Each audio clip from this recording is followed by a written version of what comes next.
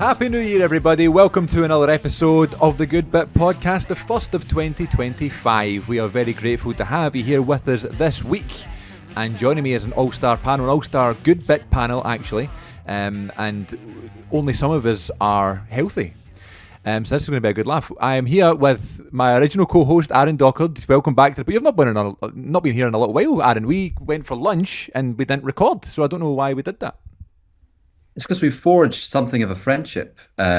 So we've stopped sort of connecting via podcast and we actually chat about things.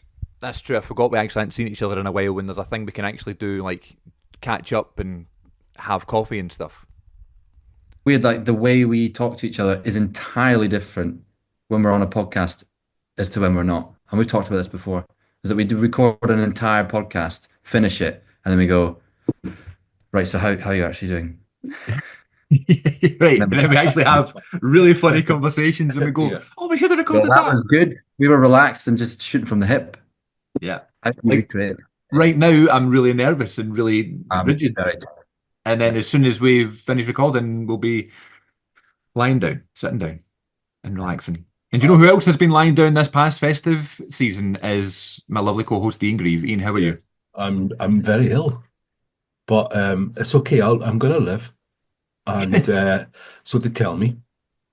So everything will be good. And I fear I might be a bit spent because the warm up that we just did was quite vigorous, and I don't know. I might have to have a little sleep while you talk about films. It's the most you've done in about 3 months. It is, and it's the most I've spoken to another human being. Yeah, in a little while. So this is very exciting for me, and we'll see how I do. You know. Yes. Well, I'm glad you're here. I'm glad you kind of grin and bared it for this. Grin and bared it. Grin and bared it. I think that's how you say it. No. Anyway, yes. Any nice Christmas presents to tell us about before we get going? What did you get, Aron? Anything nice? Gosh, I don't know how to answer that and also make myself look good. Okay. What did I get that I really liked? You didn't get any sex toys then or anything like that? Oh, I won't mention them. Not this year. I got this. How about that? Nice, oh, hell yeah. What's this? Nice t-shirt. That's a, what's it? T-shirt. Ralph Lauren, that's a nice t-shirt. Ralph Lauren. Ralph Lauren, yes. Very nice. That was the surprise. I like that. So it's a nice material. I do. I like that. It's quite fetching, and the cardigan sets it off quite nicely. Cardigan. You know what? I was wearing something else, and I was gonna come on, just like come straight on the podcast, and I thought that's authentic. That's what I'm wearing, and then I sat in front of the thing and saw myself, and I've dressed this. I think a cardigan's very stylish, actually. It's very you. But the frame as well, because it's sort of, I like it. Yeah. There's one. I like it. The only real movie related thing I got was this Criterion of the Darjeeling Limited Blu-ray. Has anybody seen this? No. Yes, I love. I've not seen it. I've not seen it. It's Wes Anderson, one of the Wes Andersons that I've not seen. You said you like it. That's one of my favorite films. Oh, great. Yep. Yeah. Why is that? Why would you recommend it then, Aron? To me, it's a real sweet spot in the Wes Anderson sort of trajectory. Mm-hmm. First few films being great, but quite raw, and he's still kind of finding his sort of OCD aesthetic thing. Yeah. And then maybe his latest films, I feel like Asteroid City was kind of like, I don't know, it just felt a bit cold, a bit too, Wes Anderson can Wes Anderson a bit too hard and everything. I totally agree. Yeah. But Darjeeling Limited is like it's so raw and it doesn't feel like a Wes Anderson in that way, but also he's starting to find his aesthetic. Like it looks beautiful set in India. So for me, like that is like the perfect. Is that your favorite Wes Anderson? Yep. Nice. That's bold. I was going to ask you actually, seeing as I've got you, the French Dispatch. How would you rate that in his body of work? Do you know, I really like that film. I did too, but not. I know it's not a universally liked, so I wondered. I wouldn't call myself an expert on Wes Anderson, but I'm interested. No, I don't think I am either. But I think that his new style, well, his style now kind of worked in that format of three. Is it three separate stories? Yeah. Yeah, three. Yeah. I think it worked. So you didn't really there's nothing to get really tired of. Whereas Yeah. I feel like some of his other latest films, I get really tired of the style. I'm half an hour in, it's worn off on me, and it just, I don't know, it doesn't hit me in the right way. Whereas that film sort of it jolts you. Yeah, Yeah. Very sort of, I Yeah. agree because sometimes not that the films are ever too long, they never overstay their welcome, but because it is such a distinctive style, it's almost like that's part of the charm for the first hour. And then Yeah. once the first hour's gone, then you start going, what are we actually talking about here? And you kind of need to get reinvested. And some of the films do that. I think Grand Budapest Hotel does that, and a few of the other ones. Yeah. But and what was the other one? Moonrise Kingdom, I thought was really good for that. But like sure. Asteroid City, for example, just Yeah. it didn't hook me at all. I don't think. Have you seen the short ones? Yeah. The Oh, do you know what? The one that was recently on Netflix or something, the Buster, what Yeah, was it called? it won an Oscar for best short or something. The one they were fascinating. I thought they Oh, were brilliant. They were so theatrical, the way the sets would move in and out, and the way that he was doing it. It reminded me of what it made me think. This is what interesting theatre should be like. It should constantly have that It uh, was The Wonderful jeopardy Story about it. of Henry Sugar and Three Yeah, More. yeah, I loved yeah. it. I It was felt like a what he was doing was like he was like bizarre acting styles, but wonderful. Yeah. yeah, it's like a theater company he made, Mm, isn't it? yeah, Like a rep theater company because they all yeah. did different parts in each one, and then Mhm. yeah, interesting. Yeah, with the sets as well. Yeah, I I like like. that. Yeah. Anyway, no, good. All right, I'll look at Darjeeling then. I'll probably have some of the tea as well while I do it. Yeah, well, we'll maybe talk about that when we get that watched. And also, I've never seen The Death of Stalin, which is Oh, Aaron's Oh, favorite movie, or one of his favorite movies. And so great that film. Yeah. that and Phantom Thread, is that right? Favorite films? what? No, come on, I'm sure you Chris. said the other day when I saw you, I was like, I've never seen it. You said, oh, it's my favorite film. Yeah, I didn't mean that. It's not my favorite. I said it, I Sorry, didn't mean it. that was Okay. hyperbole. Well, what I was going Um, to say was it was on the other day, so I recorded it. So I'll think, well, I'll watch it and then we'll do an episode about it, and I can give you my first reaction.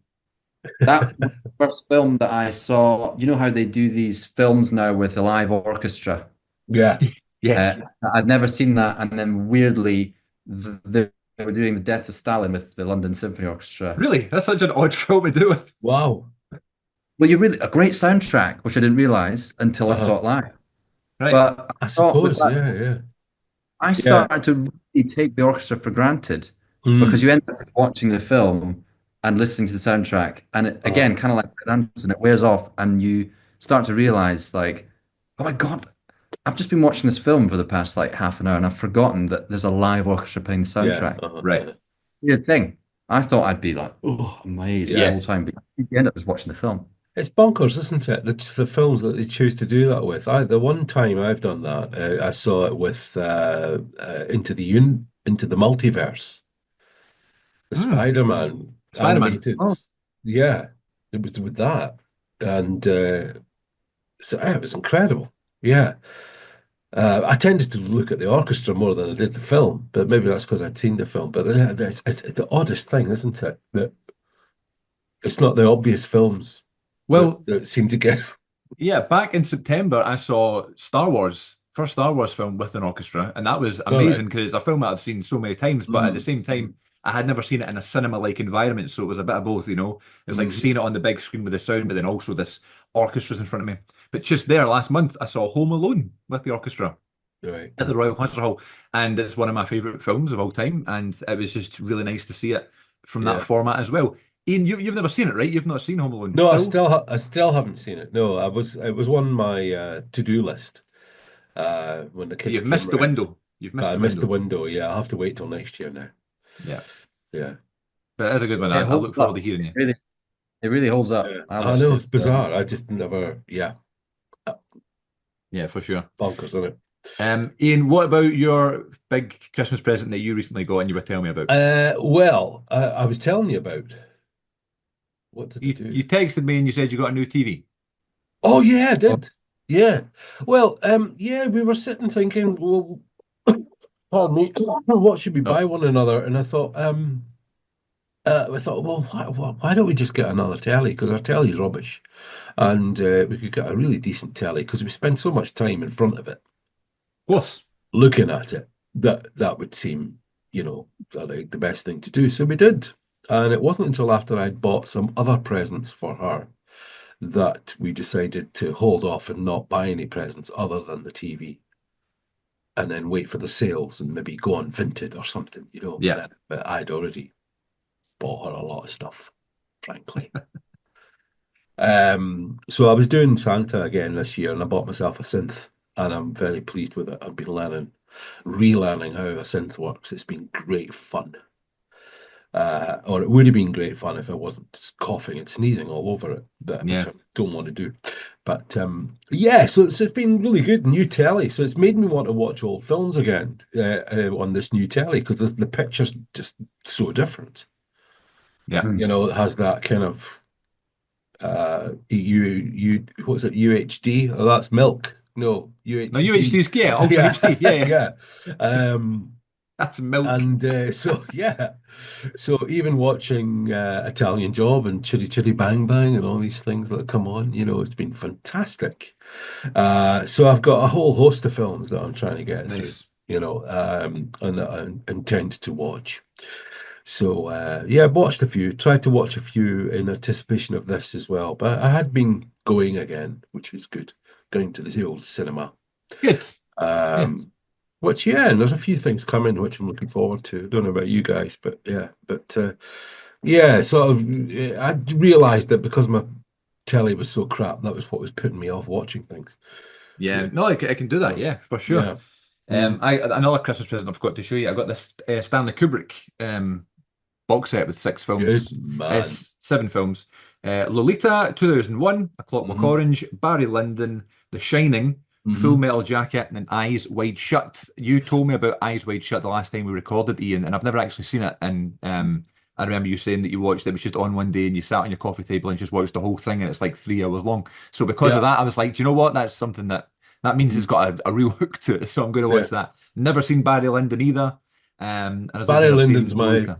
Barry Lyndon's my favorite, I think, out I've of just all. never any stills I've seen and that sort of thing. I just Mm. felt like it's not me. That's just my Yeah. thing. But it's probably just me judging before I watch it. Well, it's interesting because it's something I probably might want to talk about a bit later. Because I've been watching the films that I have been watching made me think about this. It's this idea that the way in which we watch films now has changed, is changing, is it's changing a lot because of the way we watch television Mm. and the way that we watch short films on social media and so forth and YouTube. And I think our patience for narrative is being challenged all the time. I watched a film last night called Conclave, Yes, I've seen it. um, Yeah. which I really enjoyed. But it's playing a long game. It's not a long film, but it's playing a long game in what it's setting up and everything. And you need to have patience. And I was sort of thinking, I imagine a lot of people don't like this film because nothing's happening.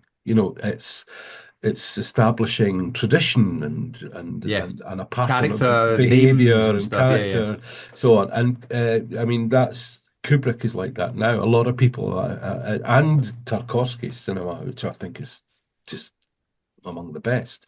Um, a lot of that cinema, I think a lot of people wouldn't have patience for it now because of the slow nature of the narrative or the way that the narrative works.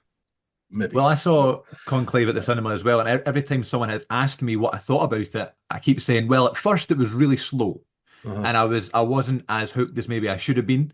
But as the film got on, I will admit my patience has gotten a lot worse over time. Like I was getting really good, to build up a really good tolerance for things, and Mm. then recently I don't know what it is. Maybe it's watching more TV or, as you say, more social media stuff.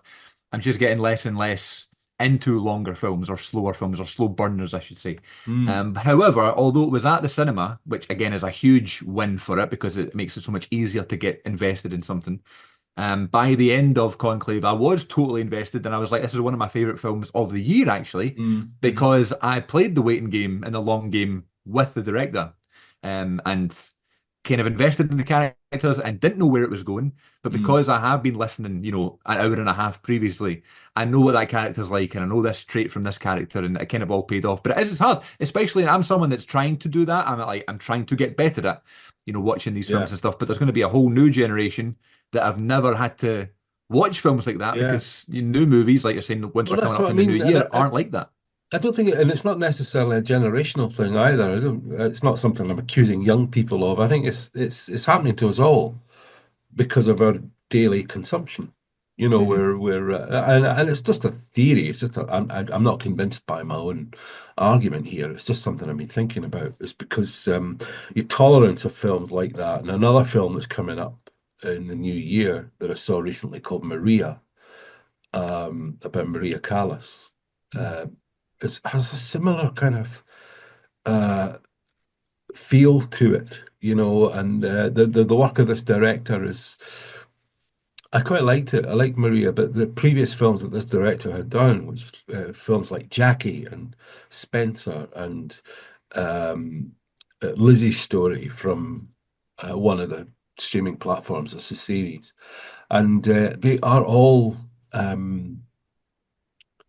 quite slow by nature, quiet and slow, and it's something you get out of practice of, I think. It doesn't matter how old you are and how much you've been watching different kinds of cinema, you still get out of practice of maybe sitting and watching something that's a little bit longer in narrative, a little bit more poetic or I don't know what I'm looking for. Artistically ambient, visually ambient. I don't know what I'm trying to say, but It's for the cinema, though, isn't it? Like anecdotally, I don't feel like I don't struggle with art like films like that more than I used to in a cinema. But now I really struggle to watch films at home in almost the same way as like I was reading the other day, but when the telly was invented, a lot of people were like, this is never going to catch on because you can see the outside. You're not going to get hooked. You can see all around in your room. And sometimes it's with your phone and you've got it maybe pings off and you've got things you could scroll on, and then there's your room and it's a slow film, and I just can't. I can't do it. Yeah. Can't do it. And with always the option now with streaming, unless it's a DVD, to click off and go from something else. Even if you stick with something, that feeling like sticks with me throughout a film. I know at any moment I could just switch it off. Yeah. Or I could go watch something else, or I could. It's horrible. I feel like. For sure. And I found that about reading as well. Like, see, over like the pandemic time, the lockdown time, I was like, I'm going to try and work on my reading, right? So I read loads of books and stuff like that, and I found myself getting better at it. And now that there's more things available, I'm no longer a confident reader over such a short period of time. And it's something that's like another New Year's resolution for the year. I'm like, I'm going to try and read books again. So 'cause I do enjoy it, but it's so easy to get distracted by your phone, other things that are happening, people in your house. It's a focus thing, isn't it? For sure. It's like I'm getting lots of talking about algorithms, Aaron. That you can always tell a lot by adverts that you get, and I'm getting a lot of adverts about stop scrolling and learn something for 10 minutes every day. I'm getting lots of that at the moment, and I'm very tempted. I have to say, very tempted. I've logged onto one of those apps because I was like, right, what's this? You can micro learn instead of yes, that's it. Yeah, those art. Have you done it? Art. I'm like, yep, I'll go for it. Opened the app, answered all the questions, spent about 20 minutes saying this is what I'm into, this is what I want to learn about, and then at the end of it, obviously, it's like, well, and you can pay £9 a month for your subscription. I'm like, well, I'm not going to do that. I'm going to go on TikTok for freebies. It sounds so nice, Aaron. Well, Aaron, you can pay £9. Yeah. Well, that's good that you know that, and now you can pay us instead of wasting your brain. Yeah, that's like those chair yoga ones as well. When you sign up, and then basically you realize you've signed up for a year. It's a bit like the gym, Yeah. Yeah, you can't get out of it now. It's impossible. And you think, well, it's not impossible. It's just it's just make it so administrative choice on your part. you could just let me off, Well, I buy but films you're like if not there's gonna. on Amazon, and you could either rent it for £4 or you could get it for free on a free trial of this thing. I Uh, buy it now. Well, yeah, I can't take the stress, and I yeah, just know to just be yeah. like Your diary is full of these things that you have to cancel. literally, Yeah. and when your notification comes up and you're alert, you just ignore it and you go, yeah, yeah, I Yeah. will do that. And then you Yeah, forget. You think, oh, what was my login details? Yeah. yeah. I got one today from Apple TV for Mm. a football subscription thing that I did during the summer. And if it was going to renew at the start of February, it's going to be £99 for the year. And I was like, well, I better remember to cancel that, you know? Yeah. How you cancelled it? I've not done it yet. I did what you did. I went, I'll do it Oh, later. Yeah. So yeah, I'll do it later after this. Please remind me to do that because Yeah. it's tough times in this new So year. it's January. We've got to do that. You've got to do your tax if you're self-employed and cancel all the subscriptions that you Also, have. including the gym and all things Yeah. like that. Yeah, for sure. Yes. Because they'll renew. The, Yeah. the brand new year. That's it. All right, so the kind of festive period between Christmas and New Year is always a bit of a blur for everybody. But it's also a time where we spend a lot of time in front of the TV or in front of the computer or whatever. Mm. Have you guys been watching anything over this past week or so? It doesn't have to be in this week necessarily, but even just in the past month. Anything fun been hitting your screens? Aaron, we'll go well, with you. I enjoyed because I don't know if you guys have this. Well, you must do. You have. We don't have telly in our flat. We've got a Fire Stick and we've got the apps on that. Yeah, You know yeah. what I mean? We don't have Yeah. a broadband, Yeah. as it was. You know? And I've enjoyed greatly seeing what's on and joining a film halfway through or towards the beginning and being less sort of strict about I can be quite like, no, I need to sit down, Yeah. pick the film, Yeah. watch the Yeah. whole thing, experiencing it. Quite enjoy being at home Christmas period, seeing what's on, flicking through, watching a little bit of Jurassic Park, watching a little bit of something else that's on. I've enjoyed that very much. I will say that. Mm. There's been And lots I've of good films on this year. Like, see, this whole week, I've noticed a lot of good ones on ITV and the BBC and stuff like that. lot of good ones. ABBA the movie. Oh, Anyone seen that? Oh, years ago. Yeah. Yeah. ABBA the Yeah. movie is a piece of art, I think. I Mm. think it's brilliant. A Is brilliant that genius of narrative and as a concert that's DVD. the Australian one? Is that when you're in Australian one, Australia? yeah. Yeah. Yeah. Yeah. I remember. I saw it in the movies. My Yeah. mum said I was that. She very said she young. Mm. grew up to see it in the movies, yeah. You should watch that, Chris, if you haven't. It's Mhm. interesting. ABBA the movie. Yeah. ABBA the movie. It's like it's basically a concert movie where you see lots of live music, but Yeah, it's woven into a narrative of a Australian news reporter who desperately wants an interview with ABBA, and he's following around wherever they go, trying to go to their concerts and trying to get in and trying to get in with them, getting an interview. nice. I'll take that It's recommendation. That's quite good good. fun. Yeah. What about, so then you also saw the ABBA Voyage, didn't you? Oh my God. Yeah, I think I've just been in a bit of an ABBA zone since I saw Abba Voyage, their hologram thing, live event. Yeah, tell us about Um, well, I sort of not begrudgingly went, but I was like, wow. But a group of us wanted to go, and it was all very hyped up. And I did just think, even though I love ABBA, I was like, what's this? Holograms, really? it. Yeah, And it was absolutely mind-blowing. It it was absolute spectacle. It was one of the best gigs I've ever been to, and they weren't even there, which is a bit bizarre. But it was like it's not just. I don't want to spoil it, but it's not just the hologram band. It's like that mixed in with they've obviously built this whole venue for it, so it's a whole laser light the lights and stuff. extravaganza with Yeah, I can every imagine. song. They play B-sides. They don't just play the hits. They challenge the audience in a weird way. Uh-huh. Maybe there's some B-side ABBA tracks that I really like, and they'd come on. I go, yeah, I love this song. Start singing along. I'd look behind me, see the whole sea of all these people just sat down on their bums, going like, right, where's Winner Takes It All? And I felt quite good about that. Yes. Hyped. So if you are a genuine ABBA fan, you will have the time of your life, and even if you're not, you also will. Yeah, I didn't expect to like it, but That's if great you're to in love, hear. And do you reckon it's going to be like, it's not going to just be an ABBA thing, like a more bands, like I'm sure Queen will do it at some point. You know what I mean? Is it going to be like that? Or is it an ABBA Mm, thing?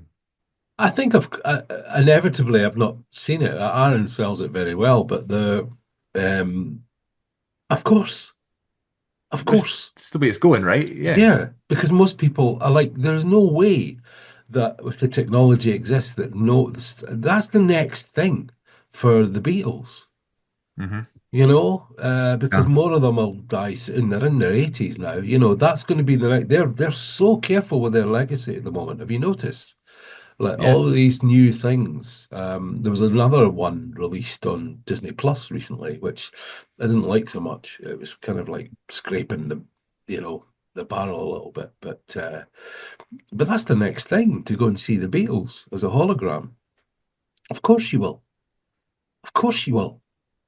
And the Yeah. Rolling Stones with Charlie Watts and Bill Wyman. Yes, like it's the 60s. And let's go and see the Pink Floyd in the 60s. Yeah. And that'll happen. Of course it'll happen. It's going to be like a sort of time travel. Mm. Watching movies with impossible casts will become a thing.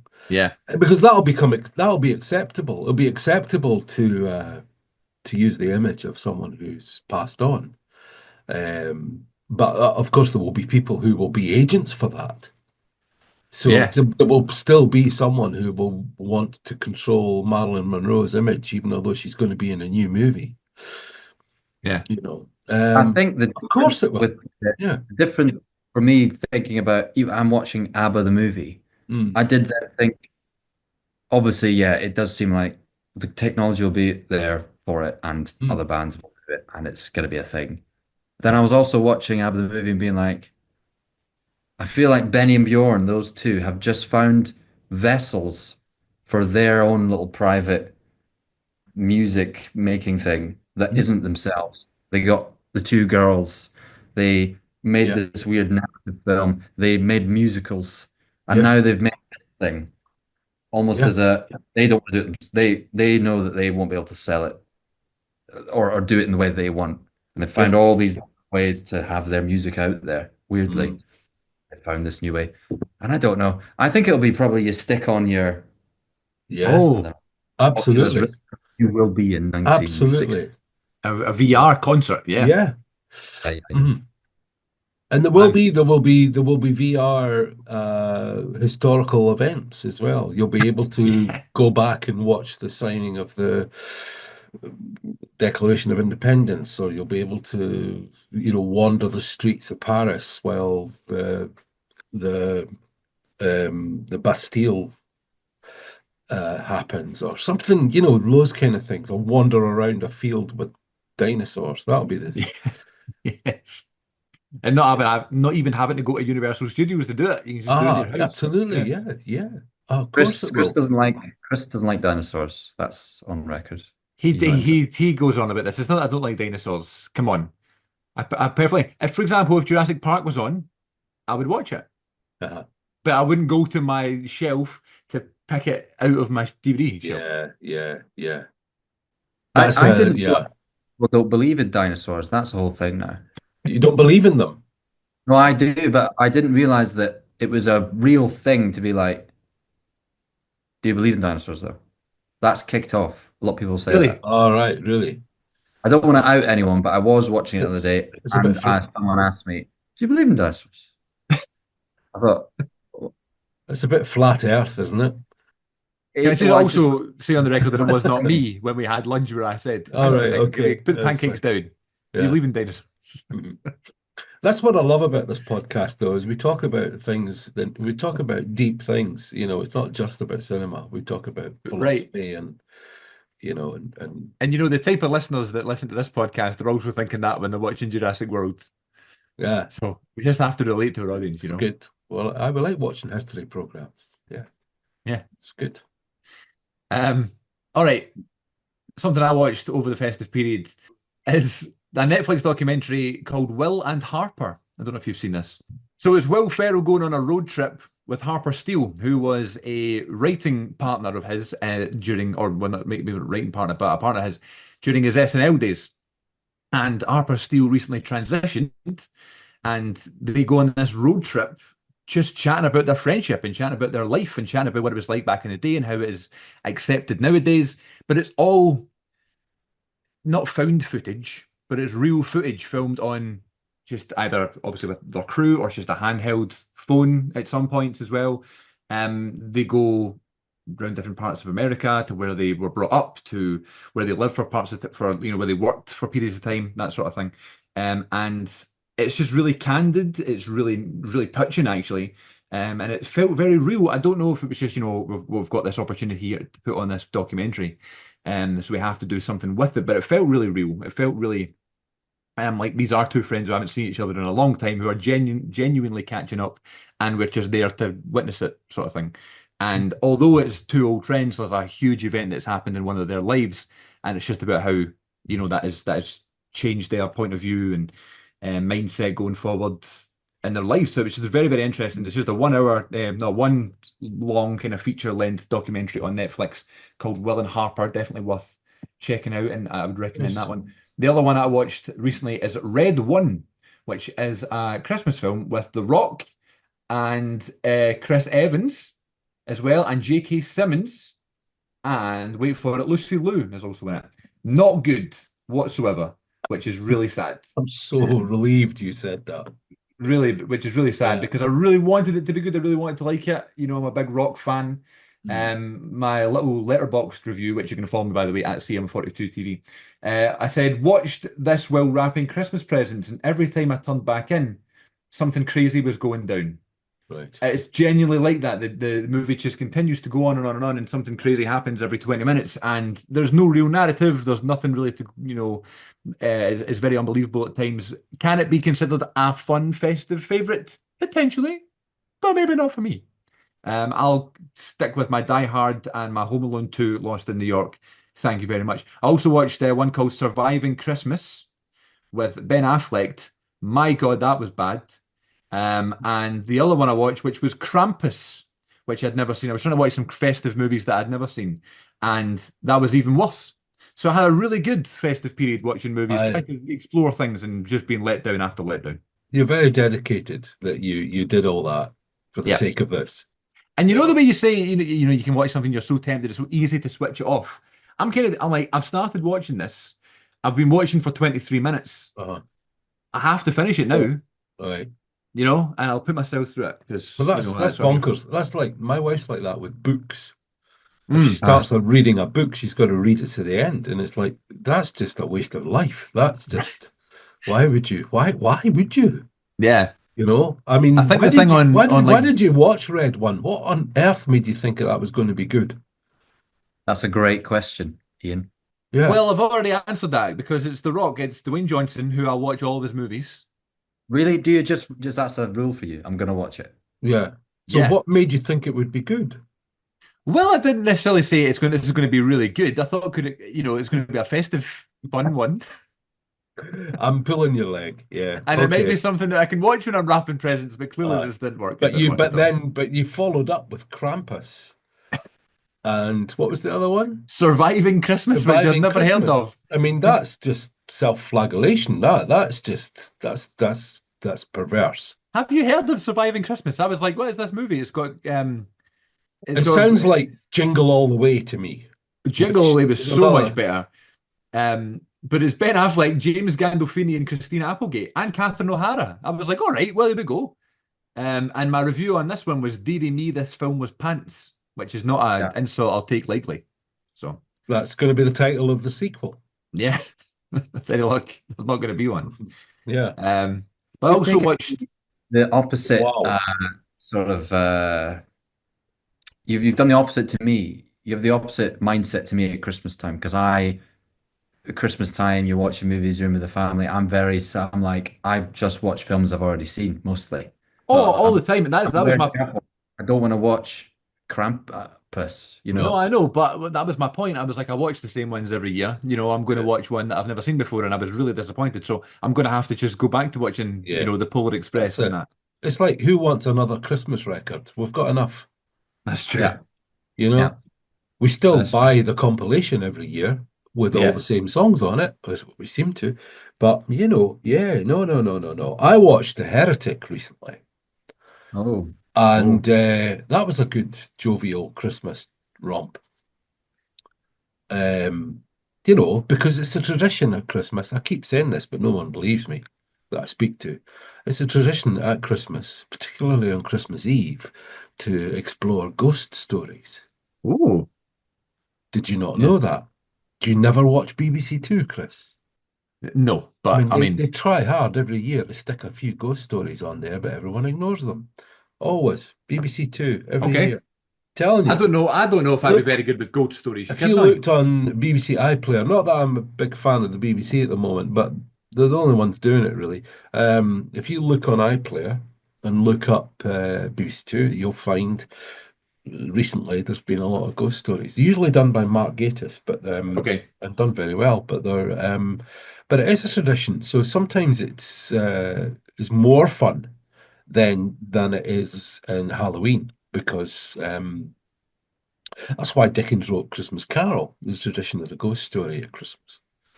Uh, and he may have been responsible in boosting it. I don't know the history of it that well, but yeah. So anyway, in the spirit of that, The Heretic. Have you seen The Heretic?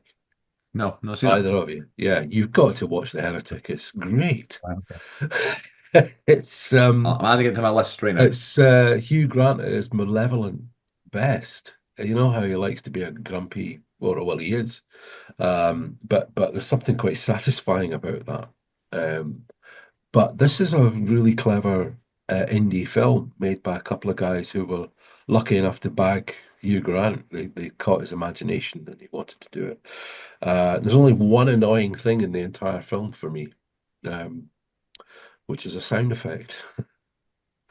Um, it bothers me. It just bothers me that he's wearing trainers all the way through the film, but his footsteps, the foley of his footsteps, are like he's wearing leather boots.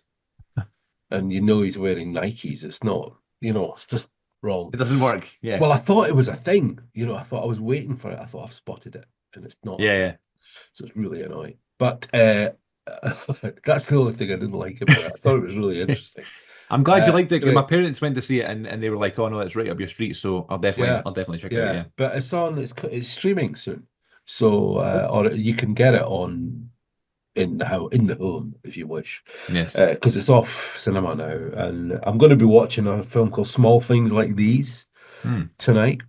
I primed that for tonight because Nice. I missed it at the cinema. I booked it to go and see it in the View. Me and the missus, and down we went this Saturday night to see it and walked into the cinema. The guys were quite confused, but they let us in. Walked into the cinema and Queer was on, the Daniel Craig film, which is Yeah. another film I'd like to see, I've not seen yet. And we went the wrong night, didn't we? So we missed it, that Yeah. film. And we were too late. We'd missed the beginning of Queer, otherwise we'd have stayed. Yeah. Of course. So we haven't seen either film, so I'm going to watch that. But that's Tim Millance, I think his name is. He used to direct Peaky Blinders, and Cool. they're going to be making a movie of that, aren't they? Peaky Blinders is coming up soon. They are. Yeah. I don't know if he's directing it, but Stephen Knight has been busy. He's the guy who wrote the script for Maria, the film about Maria Callas that I was talking about. And if you're into music, I know you're a musician, Aaron. I don't know about you, but anything to do with music, whether the film's good or not, I just love it. I loved Bernstein, and I loved this film as well. It's quite melancholic because it deals with the last couple of weeks of her life and her looking back on things. But the music is stunning, absolutely stunning. It's anything like Maestro, then I'm Yeah, gonna love it. yeah. Oh, I Uh, called it Bernstein, but yeah, the film. Yes, I was thinking Maestro. Yeah. That was a I great called one. it back in the day, Yeah, weirdly. Yeah. but it had I a similar feel to that for me anyway. Yeah, I just adored it. A lot of people who I met at that screening didn't like it because they don't particularly like Angelina Jolie. They've got Hmm. some sort of thing about her, but I didn't mind it at all. I thought it was wonderfully done, and some of the supporting cast were particularly good as well. Um, to look out for, who I didn't know. I hadn't seen them before, something, or I didn't remember seeing them before, but they were particularly good. So yeah, so the little films that I'm interested in, the sort of indie films that are happening are quite interesting to me at the Yeah, for moment, sure. And Conclave, I don't know if that was an indie film, but Nosferatu's coming out, another version of that. Yeah, I think that'll probably be my next cinema visit. Yeah. Do we need another one? I don't know. I don't know, but interesting.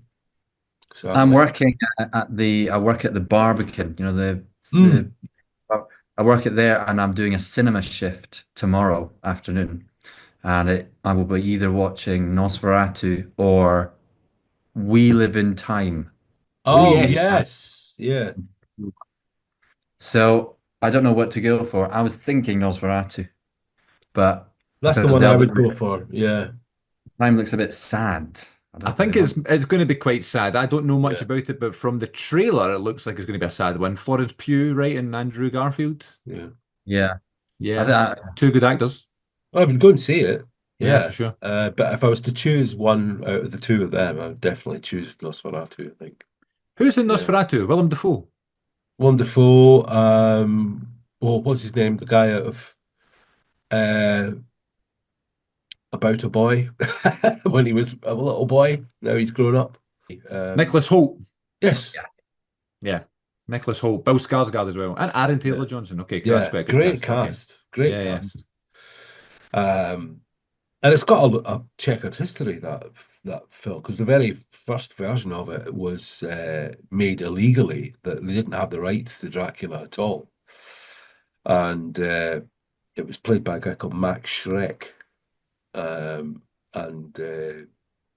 so they had to change the names of all the characters to avoid. Because Bram Stoker was still kicking about, I think he was still on his hind legs at that point, and or his family were certainly uh, quite litigious about the copyright, and so they sued them, saying it's basically Dracula, Yeah.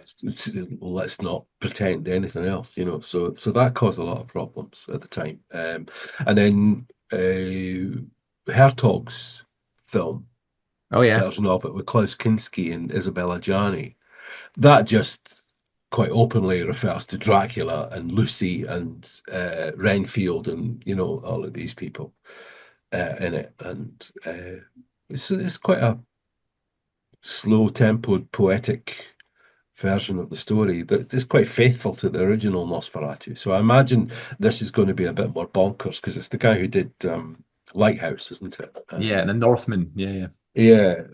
Eggers. Is that who it is? Yeah, say Robert again. Eggers. Aye, Robert Eggers. Yeah, Yeah, yeah. yeah.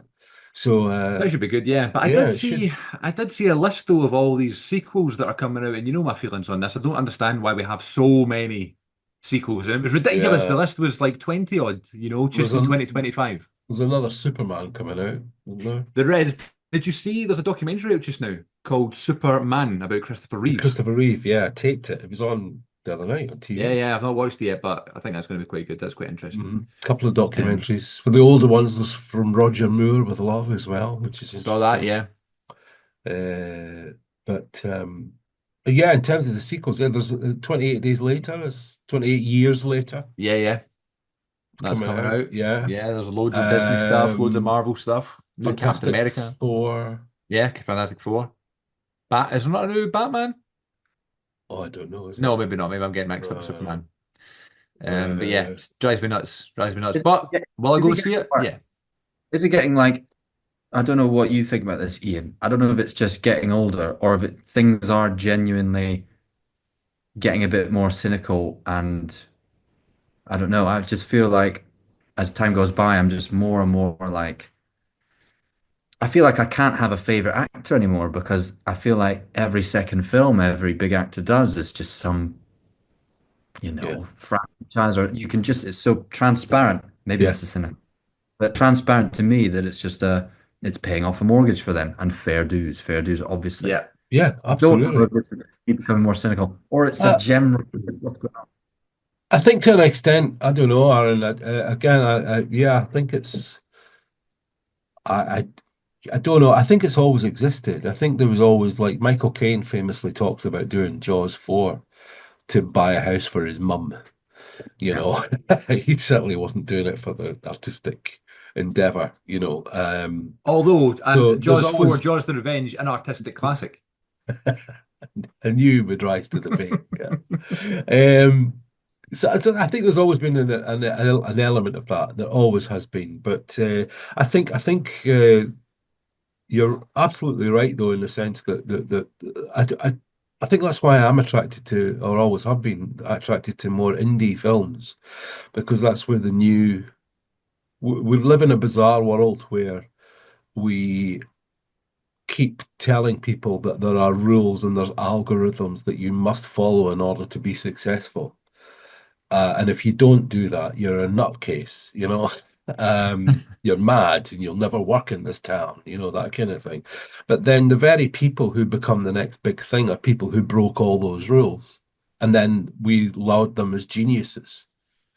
And so it's the in-between people, it's the managers and the accountants and the lawyers who where the money is at stake, big money, you know, and there should never, maybe we should stop making films where so much money is at stake. Maybe if we had smaller budgets and more artistic endeavor and imaginative problem solving.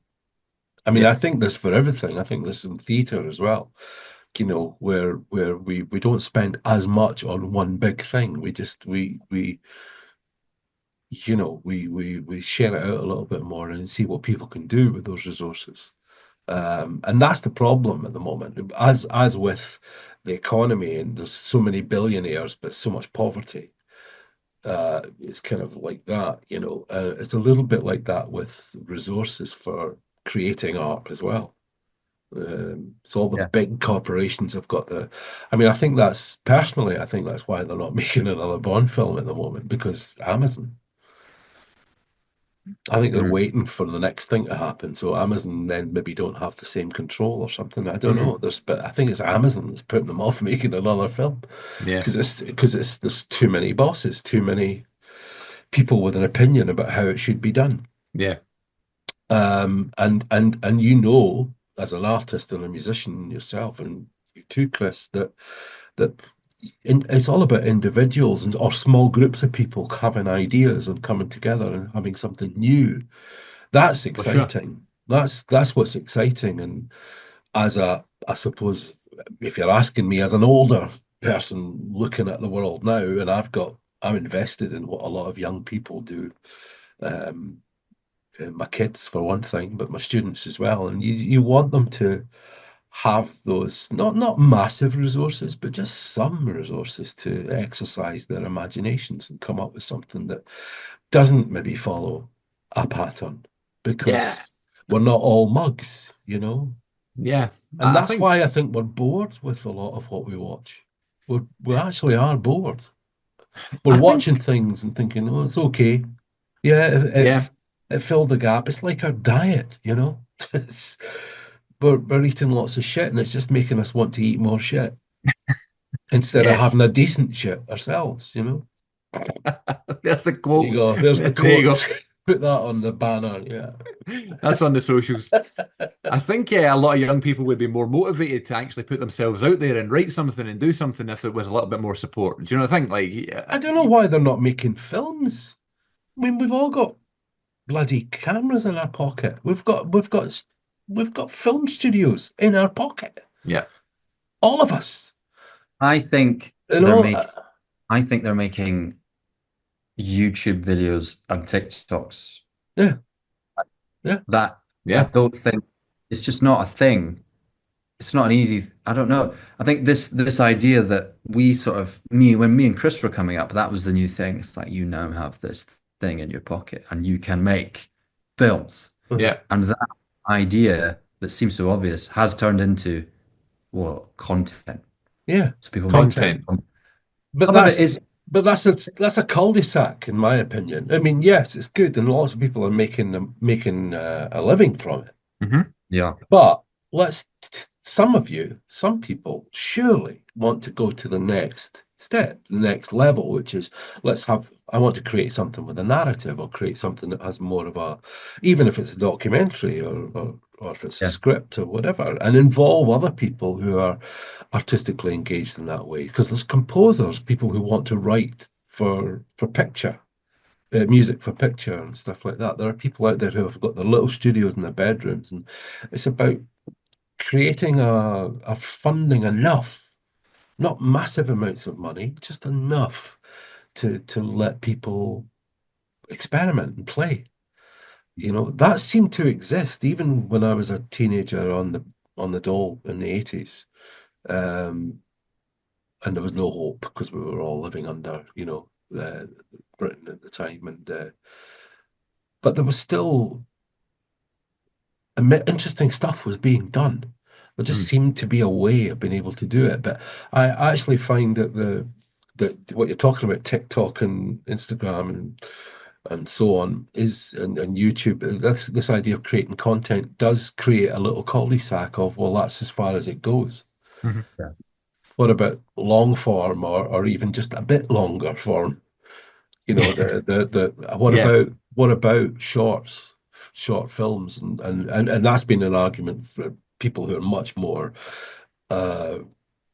like hugely more able to talk about that than I am. They've been arguing that for years, that there needs to be a platform in which we can celebrate short films and show them. Yeah. I mean, And it is embarrassing considering the amount of platforms we have and that's true. broadcasters that there isn't, that such a thing not really doesn't exist, or it's not in our face. Yeah. Well, I like things like this, the way where this is very minimal editing and we're just going to sit, we've just been chatting for around 50 odd minutes and we're just, whereas the next gen or the generation coming up now are so used to, and we're growing up watching those YouTube videos with the cut and then the cut and then the cut between the silences and the monologues and you know what I mean? The reviews are like that rather than just people talking about stuff, which is maybe goes back to the whole filmmaking thing. Like we're doing this now on Zoom because this is really easy. Like we can just sit and do this as a podcast and make content and upload it to YouTube, and then we can, open our TikToks and review something and add some captions and stuff. And that's a whole thing that I've put out there in under an hour. Whereas then, that next step up of having to write the film and put it all together and that sort of thing, it's going to take longer.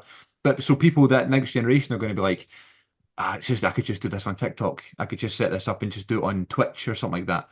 And that's why that's, rising as quickly as it is, I think, because it's the easier option, Absolutely. And you can cut your teeth doing it as well. You can learn a lot from doing it. Yeah. That's all I'm meaning is it's just the next. There's nothing wrong with it, not at all. But it's just in terms of evolution of your ideas and your artistic goals. It's just what's the next thing. How can I use this? Like when we were in lockdown, this was a necessity. And so people were thinking of imagining all sorts of different ways in which we could use this to still do music videos or still people are putting create. out music. Yeah. Yeah, we couldn't do plays at the college. We couldn't do plays, so we had to think, right, well, we need to make films via Zoom or somehow, and in order to be able to still carry on with what we were doing, and still try and create a learning experience at the same time. And so necessity, well, it's the mother of invention, as they say, but the limitations are also very useful in that way. So, and there have been some fantastic films that were made with iPhones. And I still think Victoria is an interesting film, the one that was done in one long 90-minute take. And they did it 3 times. It's set in Berlin, yeah. And they did 3 takes. And they went for the middle one, as it happened. Because it was all done, it was on a real time, and it's overnight, and becomes daylight, and it was in one continuous take. And they move around different buildings in cars. So the choreography of the whole thing, it's a fascinating film. I have it on Blu-ray. It's Boiling Point. One take. I don't know. In Stephen Graham film about the chef, I believe that is a similar it, thing, sort of. maybe Um, it is. Yeah. Hmm. like that. So I've not seen it, but maybe it is. Yeah. I'll check it out because it's fascinating that because there's so much yeah, at stake yeah. and everybody's You do that working. last scene, not fluffy line. Everybody's Yeah. on the edge of what they're doing creatively. It's brilliant. You know, You said Victoria. it's called Victoria. Just add that as well.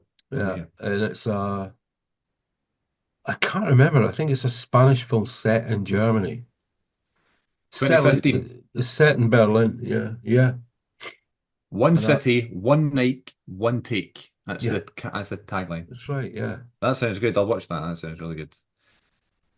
Cool. because there's no cutting, so there's lots of bits where for moments nothing's happening, or we're unsure about what happens next, Yeah. or and that's surprisingly keeps you on edge because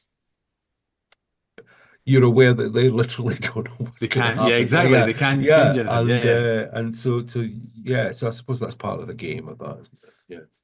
Have either of you seen to completely change the subject and behave like a host? Sorry about that, Chris, No, please. but I'm interested. I was looking up. I was listening to Mark Kermode's favorite films of the year, and people were writing in and talking about Civil War. And Civil War is going to be on Prime in a couple of days for free. So, well, I say for free, but you know what I mean. Yeah. If you're a Prime member, it's going to be on streaming. And so I wondered, have either of you seen it? We both Yes. have Because so many people keep talking about it, and I was wondering. I'd like to hear your thoughts, Aaron, before I talk about it. I I don't like shitting on things. I really didn't like it. Okay, I struggled. I thought the script was I I think I might have also been affected. I watched it at the Barbican in the cinema there, and the Barbican's quite, like artsy, fartsy, quite yeah, a I wouldn't say I don't want to say knowledgeable audience, but quite a filmy, yeah, yeah, Londony yeah. audience. And the whole room was just not on board I and see. laughing at all points that were supposed to be serious, and it just did not go with the room. The room Really, is not right. I was part of that room. We did not get it. It was just melodramatic, kind of, I guess, well shot and interesting sequences, you could say, but that personally that doesn't do anything for me if I'm not Yeah. into it. I struggle with it. And I was sounding off about it. I was shooting this Netflix thing, and there was like we went to the bar afterwards, and everyone was sort of chatting, and there was, big sort of directors and producers, and we're all sort of having a beer, and I was quite excited. And I was sounding off about this film, telling me how I thought it was a bollocks. And who directed it? Alex Aaron, Garland. Alex oh, Garland, yeah. And I was sounding off about it, and someone went, oh, that's my friend Alex's film. I was like, Yeah. Yeah. You never I was know. Yeah. aware. Yeah. Yeah. I am in this industry. I can't just shit on things like I feel like Yeah. I Yeah. can, Yeah. or I feel like I used to when I was 16 on this Yeah. podcast. It was a learning curve for But me. it's interesting because it's obviously that's why I asked because it's divisive, isn't it? It's divided people. Because Alex Garland started off as a novelist. I remember The Beach and things like that. Danny Boyle was doing his films, was filming them, but then he's obviously gone into directing into things like Ex Machina and Yeah. so on. So is no stranger to a Armageddon style dystopian storyline. You know what I mean? So anyway, but I was interested to see what people thought of it because that's definitely one I'll check out anyway. I definitely think it's worth checking Um, out. I think it's an interesting look at the world currently and what could potentially happen. It's scary in that way, actually. I was actually quite what's the word? Not moved, but like, haunted a little bit by this as a real possibility that this could just be everyday life that people are yeah, yeah, involved in. And it was interesting that it was a snapshot of what was going on. It's about a photographer trying to take war pics and that sort of thing. mm, So it's interesting from that point of view as someone that's into that sort of stuff as well. What would I be doing in Yeah, that situation? So yeah, yeah, it was interesting, but definitely nowhere near like a top 10 or anything like that. But certainly worth the watch for sure, I'd say. yeah. Do you Okay. have Letterboxd, Ian? Letterbox.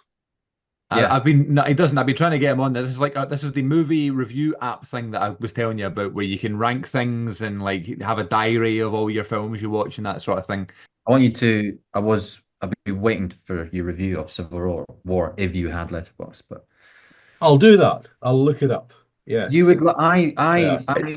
I go to see. I'm on the tube coming back from films, and I'm just glued to my phone writing essays for my friends about each film. Excellent. Yeah. Yeah, You'd love it. it's so you. It's so Right. you Okay. because it's not like it's not like a critique kind of thing. It's more Uh-huh. about like just sharing your thoughts, and you can post a wee review, and Yeah. whoever follows you, it's usually just your friends and stuff. If they've also watched the film, it comes up saying, "Oh, Ian has also seen this and has written something about it," and you can click on it and you can Oh, see okay. maybe gave it out of Oh, that five or sounds whatever. interesting. Yeah, I might do Yeah, that. it's a Might bit do more that. fun than IMDb, I think. So Yeah. I like that. Yeah. Oh, that's good. Yeah, actually, you reminded me of things that I've seen. I've seen a lot more. Last time I did one of these, I'd hardly been to the cinema at all. I mean, quite a few. But there's a lot coming up. You were talking about what was it? Will and Harper, and it reminded me there is a film about Saturday Night Live Mm. coming out soon. Um, A film or a documentary?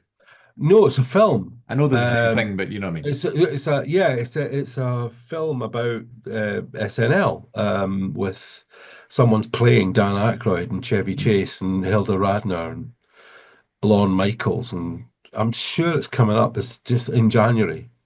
Because I remember I saw a trailer and it reminded me of that thing that Aaron Sorkin did years ago. Studio 60 on a Sunset Strip. Yeah. And at the time, people said that it was always a bad idea to do television or films about television or politics, and those are two of the things that Aaron Sorkin did a lot of, films, television series about television. So it'd be interesting to see how it works, how it goes, because I don't know, Chevy Chase and Dan Aykroyd, are they seen as national treasures now? And Hilda Radner, are they? I guess. Yeah. Bill Murray and all that lot, the original SNL people. It's just called Uh, Saturday Night. Saturday Night is what it's called. Saturday Night, yeah. Yeah. So that's coming out soon. And and I saw a trailer for one called Here. And I Here really as didn't in know listen or right here? Here, as in the new Robert Zemeckis film with Tom Hanks and Yeah, Robin Yeah, Wright. yeah. And it was a bizarre. Interesting. It was like it was all filmed from one point of view in a house over many years. Well, Sort that of sounds great. A generational story about families and the special place they inhabit, sharing in love, loss, laughter, and life. That sounds really good, actually. yeah. So I think I've got a feeling that's going to be a big play for Oscars, that one. Yeah. But I don't know if it'll be any good. I don't know. I mean, the idea is interesting, like you say, but is it going to deliver? I don't know. There's one that was out. I don't know if either of you saw it. It was called Anora. Oh, That's apparently getting mega reviews. it's my Nora. favorite film of the year, Anora, for sure. Anora. It's yeah. Tell me about it because all I've heard is great things, and it's going to be up for loads of Oscars. I want to get it up so I know who did it. Where did you watch it? You seen the cinema? I watched it at the Everyman. Did you? Uh, Anora is by Sean Baker, who did the Florida Project. I don't know if you saw that with Yes, and I love Oh, the Florida Project. Yeah. um, that was his biggest film before this, and it is about a Russian oligarch's son, billionaire, who finds a stripper and take a stripper who's working in Brooklyn, not got much money, and he takes her on this big, extravagant ride, and they end up being together. And she sort of gets sucked into that world, but it's not really about those things. It's kind of just I don't know how to describe it. It's very funny. Okay. It's sort of the sort of threat and danger from these mysterious Russian people sort of gets flipped on its head in a way. I don't want to say any more than that, but Okay. it's a fantastic film. I thought it was brilliant. I would very much recommend that if you can see it in the cinema. I don't know if you still can, but definitely I stream don't it. think so. I googled it and it says Sky Cinema now, so it must be out of the pictures. Yeah. I loved that film.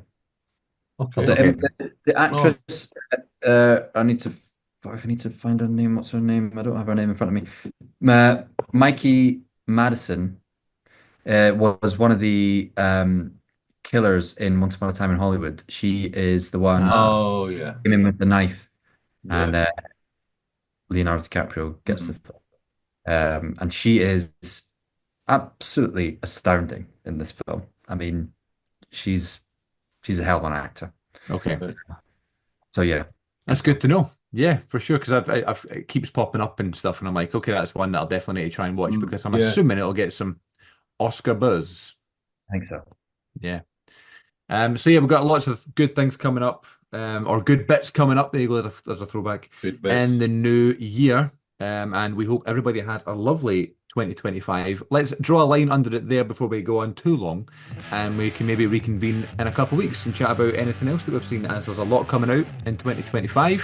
Thank you both for joining me, and thank you to everybody who listened and watched this episode of the Good Bit Podcast. Take care of yourselves, everybody, and we'll see you all next time.